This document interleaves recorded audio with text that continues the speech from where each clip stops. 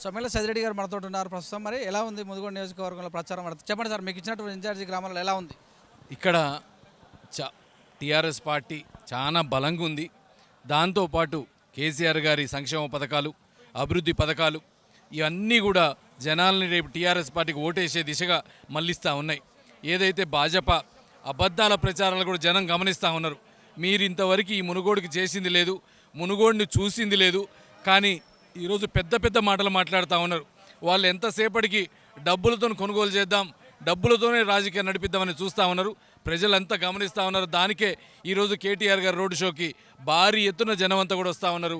అందరూ మేమంతా ఈ మునుగోడు అంతా కూడా మీ వైపే ఉందని తెలియజెప్పడానికి ఈరోజు ఈ చౌటప్పల సభ నాంది కాబోతా ఉంది.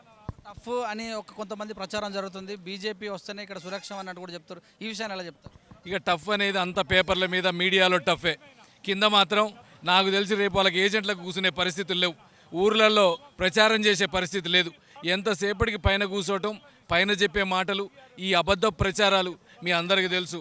బీజేపీ అంటేనే అబద్ధాల స్కూల్. అది ఆ అబద్ధాల స్కూల్లో నేర్పించిన మాటలు దొంగ సోషల్ మీడియాలు తప్ప గ్రౌండ్లో వాళ్ళకి ఏమాత్రం గ్రౌండ్ లేదు. ఈడ ఉన్నది టీఆర్ఎస్ పార్టీ, బలంగా ఉంది టీఆర్ఎస్ పార్టీ. రెండు పార్టీలు, Bharatiya Janata party, TRS party మధ్యము డబ్బు వంచుతుందని కాంగ్రెస్ పార్టీ వాళ్ళు ఆరోపిస్తారు. దీన్ని ఎలా చూస్తారు? ఇక ఆడలేక మధ్యలో దరువు అన్నట్టు ఈరోజు పార్టీ బలంగా ఉంది. టీఆర్ఎస్ పార్టీకి ఓటేయడానికి సిద్ధంగా ఉన్నారు. ఇన్ని రకాల సంక్షేమ పథకాలు, అభివృద్ధి పథకాలు చేసిన ఏకైక గవర్నమెంట్ ఈ దేశంలో ఉందంటే టీఆర్ఎస్ పార్టీ, కేసీఆర్ గారి గవర్నమెంటు. ఈరోజు దేశం మొత్తం బీఆర్ఎస్ వైపు చూస్తూ ఉంది, కేసీఆర్ గారి వైపు చూస్తూ ఉంది. ఇవన్నీ తట్టుకోలేకనే ఈ తెచ్చిన ఎలక్షన్ ఇది.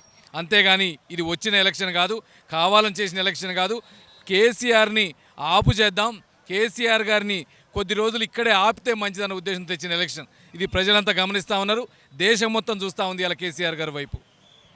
మిగతా పార్టీలో వాళ్ళు రిజైన్ చేయకుండా జైన్ అయితే సందర్భంలో నేను రిజైన్ చేసి వస్తున్నాను కదా, ఇది నైతికత కాదని ఎలా అంటారు వీళ్ళంటారు? ఇది నైతికత అని కూడా అంటారండి.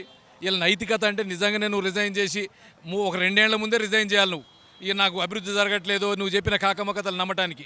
ఇవాళ 4 ఏళ్ళు అయిపోయింది, 8 నెలలు 10 నెలలు ఉన్న ఎలక్షన్. ఈ టైంలో నువ్వేదో అంటే ఓన్లీ బీజేపీ వాళ్ళకు ఉపయోగపడాలని, బీజేపీ వాళ్ళకి ఏదో ఉందేడా అది చూపించడానికి నిన్ను కొనుక్కున్నారనేది ప్రతి ఒక్కరు మాట్లాడుతూనే ఉన్నారు.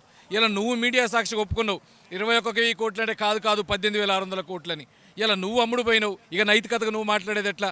ఇది ఖచ్చితంగా రేపు భారీ మెజార్టీతో టీఆర్ఎస్ పార్టీ గెలవబోతా ఉంది. జై తెలంగాణ.